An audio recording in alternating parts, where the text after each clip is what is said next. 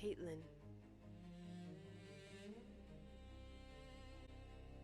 The eastern sky was rose and gold as the sun broke over the vale. Catelyn Stark watched the light spread, her hands resting on the delicate carved stone of the balustrade outside her window. Below her, the world turned from black to indigo to green as dawn crept across fields and forests. Pale white mist rose off Elisa's tears, where the ghost waters plunged over the shoulder of the mountain to begin their long tumble down the face of the great giant's lance. Catelyn could feel the touch of spray on her face. Elisa Arryn had seen her husband, her brothers, and all her children slain, and yet in life she had never shed a tear.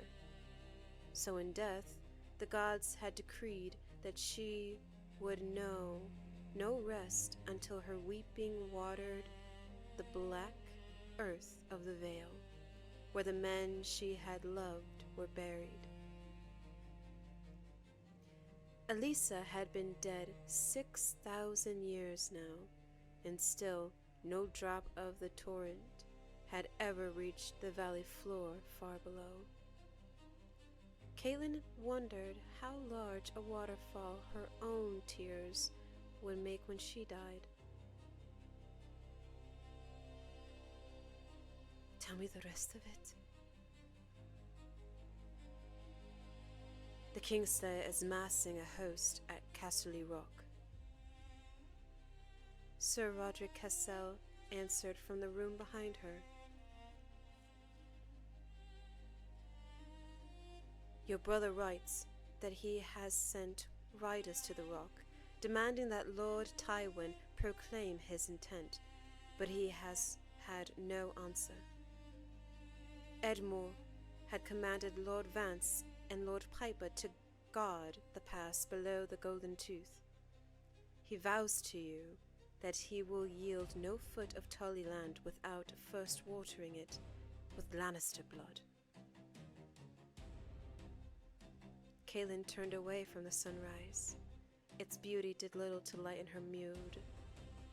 It seemed cruel for a day to dawn so far and end so foul as this one promised to.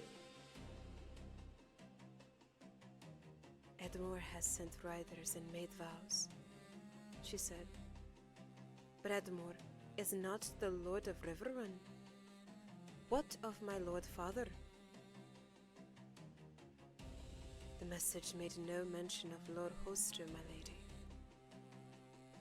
Sir Roderick tugged at his whiskers. They had grown in white as snow and bristly as thorn brush while he was recovering from his wounds. He looked almost himself again. My father would not have given the defense of Riverrun over to Edmure unless he was very sick, she said, worried. I should have woken as soon as this bird arrived. Your lady sister thought it better to let you sleep, Maester Comyn told me. I should have woken, she insisted. The Maester tells me your sister planned to speak with you after the combat, Sir Roderick said. Then she still plans to go through with this murmured farce? Catelyn grimaced. The dwarf has played her like a set of pipes, and she is too deaf to hear the tune. Whatever happens this morning, Sir Roderick, it is past time we took our leave. My place is at Winterfell with my sons. If you are strong enough to travel, I shall ask Lisa for an escort to see us to Godtown. We can take ship from there. Another ship. Sir Roderick looked at Shade Green, yet he managed not to shudder. As you say, my lady. The old knight waited outside her door as Catelyn summoned the servants Lisa had given her. If she spoke to her sister before the duel, perhaps she could change her mind, she thought as they dressed her. Lisa's policies varied with her moods, and her moods changed hourly. The shy girl she had known at Riverrun had grown into a woman who was by turns proud, fearful, cruel, dreamy, reckless, timid, stubborn, vain, and all above, inconsistent. When that vile turnkey of hers had come crawling to tell them that Tyrion Lannister wished to confess, Catelyn had urged Lisa to have the dwarf brought to them privately, but no, nothing would do but that her sister must make a show of him before half the Vale. And now this. Lannister is my prisoner, she told Sir Roderick as they descended the tower stairs and made their way through the Eyrie's cold white walls. Catelyn wore plain gray wool with a silver belt. My sister must be reminded of that. At the doors to Lisa's apartments, they met her uncle storming out. Going to join the Fool's Festival? Sir Bryden snapped. I'd tell you to slap some sense into your sister if I thought it would be any good, but you'd only bruise your hand. There was a bird from Riverrun, Catelyn began. A letter from Edmure? I know, child. The black fish that fastened his cloak was Bryden's only concession to ornament. I had to hear it from Maester Coleman. I asked your sister for leave to take 1,000 seasoned men and ride for Winterfell with all haste. Do you know what she told me? The Vale cannot spare 1,000 swords, nor even one, uncle, she said. You are the knight of the gate. Your place is here. A gust of childish laughter drifted through the open doors behind him, and her uncle glanced darkly over his shoulder. Well, I told her she could bloody well find herself a new knight of the gate. Blackfish or no, I am still a Tully. I shall leave for Riverrun by eveningfall. Catelyn could not pretend to surprise. Alone? You know as well as I that you will not survive the high roads? Sir Roderick and I are returning to Winterfell. Come with us, uncle. I will give you your 1,000 men. Riverrun will not fight alone. Bryden thought for a moment, then nodded a brusque agreement. As you say, it's the long way home, but I am more like to get there. I'll wait for you below. He went striding off, his cloak swirling behind him. Catelyn exchanged a look with Sir Roderick. They went through the doors to the high, nervous sound of a child's giggles. Lisa's apartments opened over a small garden, a circle of dark and grass, planted with blue flowers and ringed on all sides by tall white towers. The builders had intended it as a godswood, but the Eyrie rested on the hard stone of the mountain, and no matter how much soil was hauled up from the Vale, they could not get a weirwood to take root there. So the lords of the Eyrie planted grass and scattered statuary amidst low, flowering shrubs. It was there the two champions would meet to place their lives and that of Tyrion Lannister. into the hands of the gods.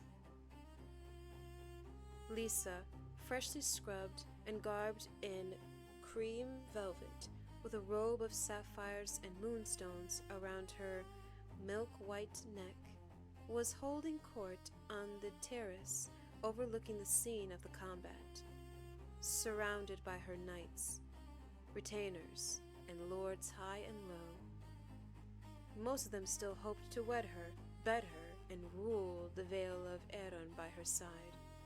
From what Catelyn had seen during her stay at the 𝘕𝘰, it was a vain hope.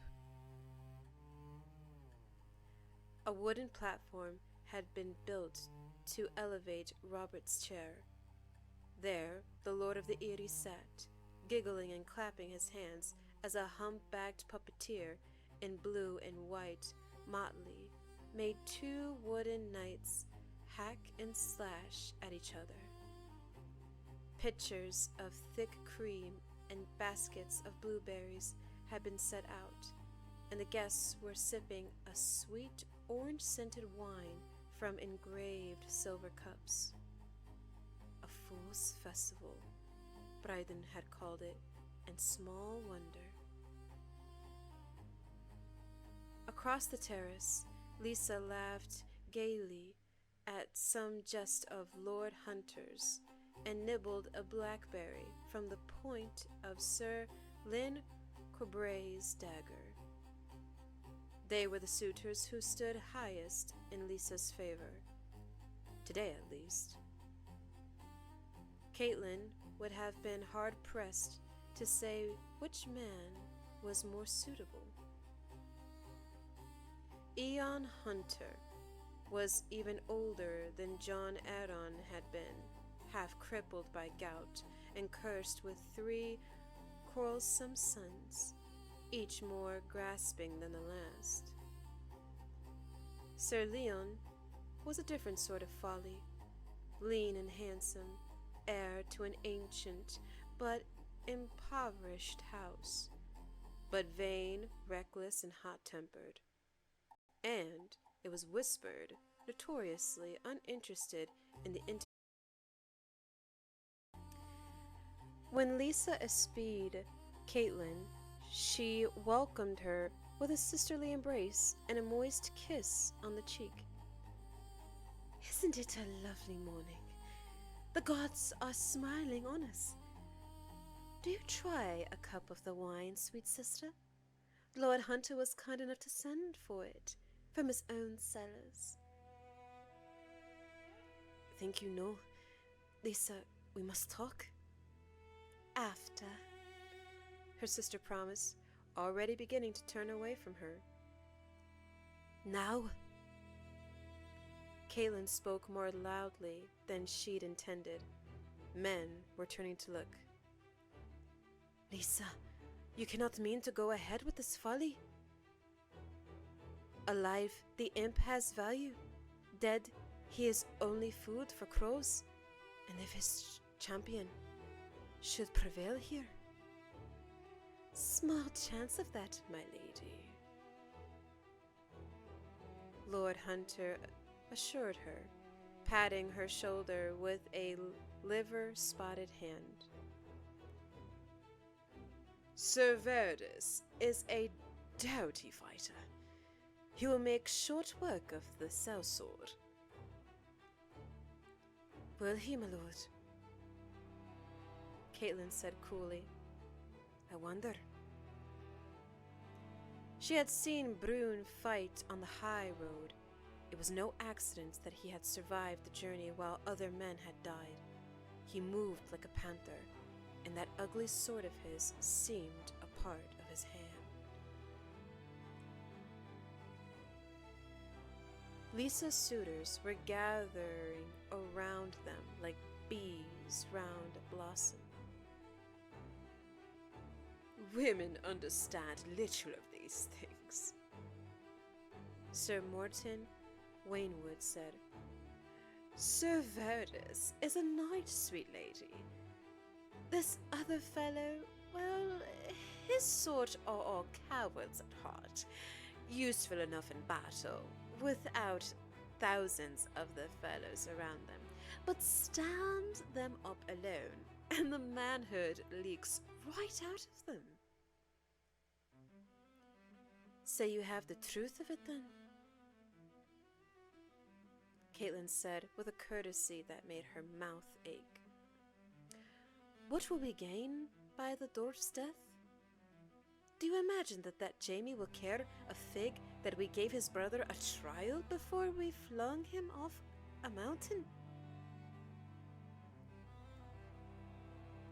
"Behead the man," 𝘕𝘂𝘳𝘓 suggested. "When the Kingslayer receives the imp's head, it will be a warning to him." Lisa gave an impatient shake of her waist-long auburn hair. "But Robert wants to see him fly," she said, as if that settled the matter. "And the imp has only himself to blame. It was he who demanded a trial of combat."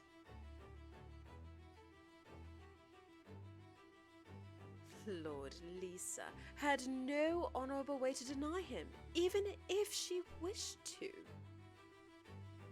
Lord Hunter intoned ponderously. Ignoring them all, Catelyn turned all her force on her sister. "I remind you, Tyrion Lannister is my prisoner. And I remind you, the dwarf murdered my lord husband." Her voice rose. "He poisoned the hand of the king and left my sweet baby fatherless, and I mean to see him pay." Whirling, her skirts swinging around her, Lisa stalked across the terrace. Sir Lynn and Sir Morton and the other suitors excused themselves with cool nods and trailed after her.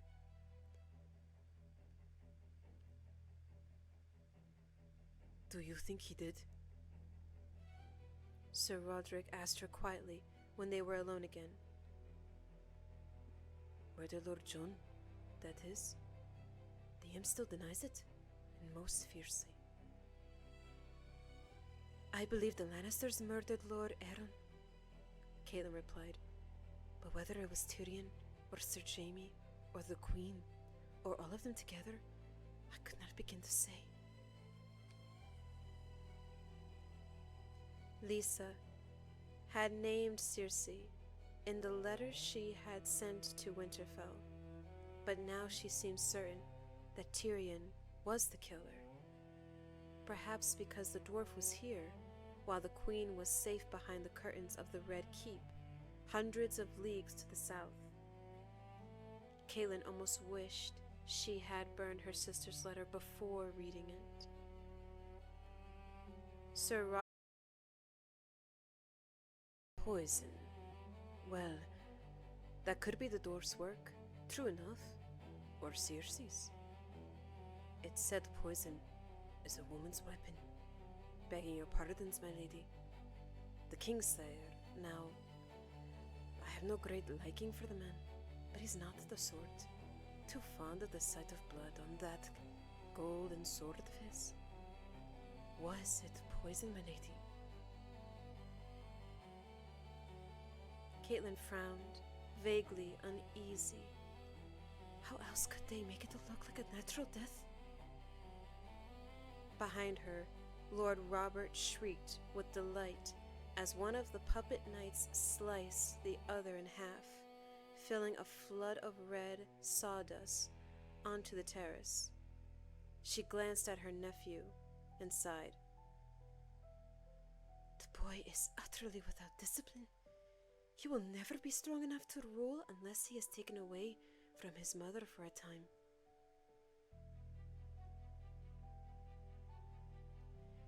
"His Lord Father agreed with you," said a voice at her elbow. She turned to behold Maester Coleman, a cup of wine in his hand. "He was planning to send the boy to Dragonstone for fostering, you know." "Oh, but I'm speaking out of turn. The apple of his throat bobbed anxiously beneath the loose maester's chain. I fear I've had too much of Lord Hunter's excellent wine. The prospect of bloodshed has my nerves all afray. You are mistaken, Meister, Catelyn said.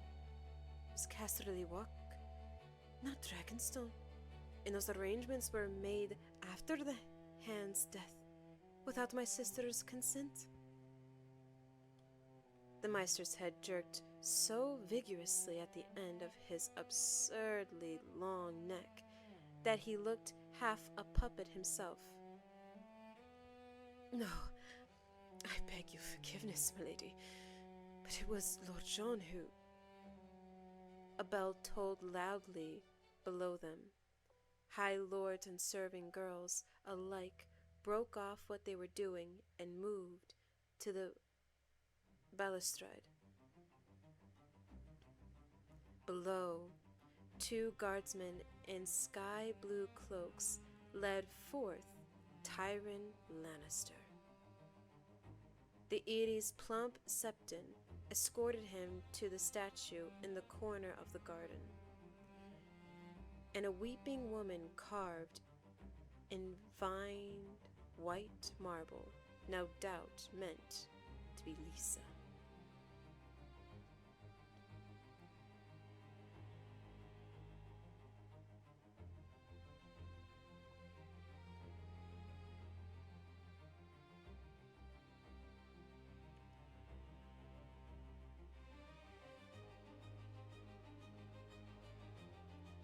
The bad little man, Lord Robert said, giggling. Mother, can I make him fly? I want to see him fly. Later, my sweet baby, Lisa promised him. Trial first, drawled 𝘕𝘠𝘳𝘠𝘠𝘕, then execution. A moment later, the 2 champions appeared opposite sides of the garden. The knight was attended by 2 young squires, the sellsword by the 𝘕𝘠's master-at-arms. Sir Vardis Egan was steel from head to toe, encased in heavy plate armor over mail and padded surcoat. Large circular rondelles, enameled cream and blue in the moon and falcon sigil of House Aeron, protected the valuable juncture of arm and breast. A skirt of lobstered metal covered him from waist to mid-thigh, while a solid gorget encircled his throat. Falcon's wings sprouted from the temples of his helm, and his visor was a pointed metal beak with a narrow slit for vision. Brune was so lightly armored he looked almost naked beside the knight. He wore only a shirt of black oiled ringmail over boiled leather and a round steel helm with a nose guard and a mail coif. High leather boots with steel shin guards gave him some protection to his legs, and discs of black iron were sewn into the fingers of his gloves. Yet Catelyn noted that the sellsword stood half a hand taller than his foe, with a long reach, and Brune was 15 years younger, if she was any judge. They knelt in the grass beneath the weeping woman, facing each other, with Lannister between them. The septon removed a facet crystal sphere from the soft cloth bag at his waist. He lifted it high above his head, and the light shattered. Rainbows dance.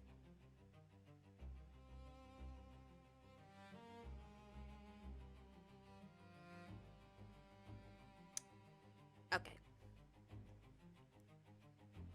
Rainbows danced across the imp's face. In a solemn, high, song-sing voice, the Septon asked the gods to look down and bear witness, to find the truth in this man's soul, to grant him life and freedom if he was innocent, death if he was guilty.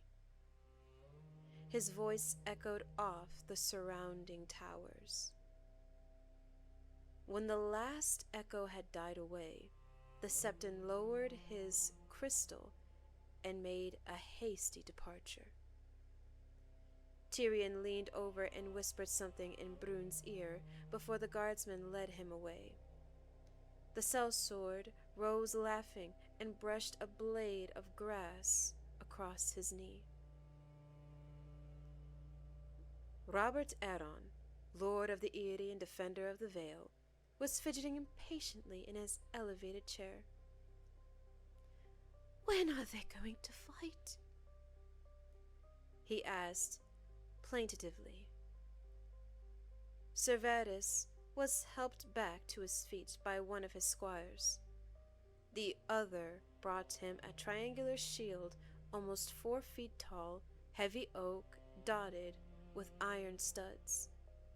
They strapped it to his left forearm.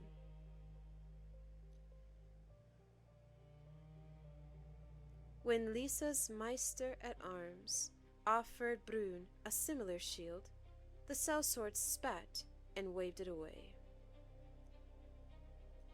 3 days' growth of coarse black beard covered his jaw and cheeks, but if he did not shave, it was not for want of a razor. The edge of his sword had the dangerous glimmer of steel that had been honed every day for hours until it was too sharp to touch. 𝘕𝑗𝑎ď𝑒s held out a gauntleted hand, and his squire placed a handsome double-edged longsword in his grasp. The blade was engraved with a delicate silver tracery of a mountain sky. Its pommel was a falcon's head, its crossguard fashioned into the shape of wings. "I had that sword crafted for Jon in King's Landing," Lysa told her guests proudly as they watched 𝘕𝑗𝑎ď𝑒s try a practice cut. "He wore it whenever he sat the Iron Throne in King Robert's place. Isn't it a lovely thing? I thought it only fitting that our champion avenged Jon with his own blade." The engraved silver blade was beautiful beyond a doubt, but it seemed to Catelyn that 𝘕𝑗𝑎ď𝑒s might have been more comfortable with his own sword. Yet she said nothing. She was weary of futile arguments with her sister. "Make them fight," Lord Robert called out. 𝘕𝑗𝑎ď𝑒s faced the Lord of the 𝘕𝘠 and lifted his sword in salute. "For the 𝘕𝘠 and the Vale!"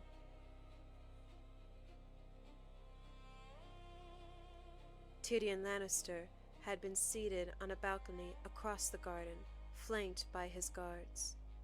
It was to him that Brun turned with a cursory salute. "They await your command," Lady Lysa said to her lord's son. "Fight!"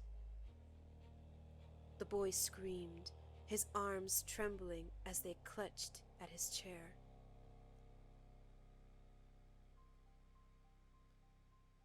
𝘕𝑗𝑎ď𝑒s swiveled, bringing up his heavy shield. Brun turned to face him.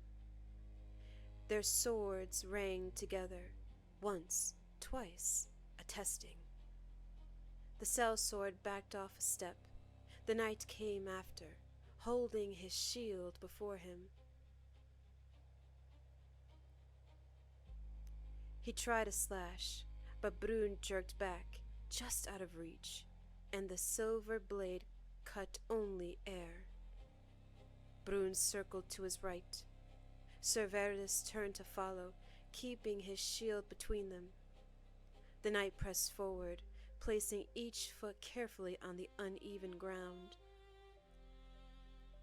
The sellsword gave way, a faint smile playing over his lips.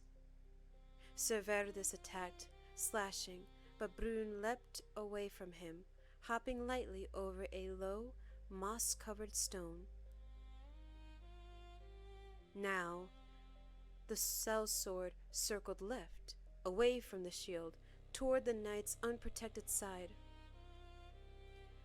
𝘠𝘩𝘳𝘃 tried a hack at his legs, but he did not have the reach. Brune danced farther to his left. 𝘠𝘩𝘳𝘃 turned in place. "The man is craven," Lord Hunter declared.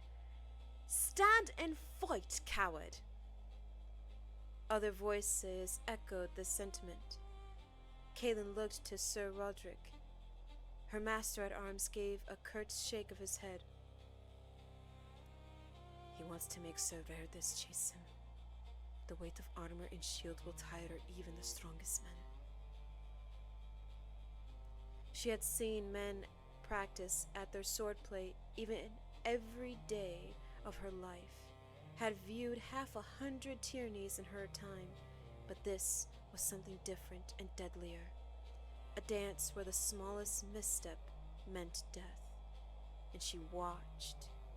The memory of another duel in another time came back to Catelyn Stark, as vivid as it had been yesterday.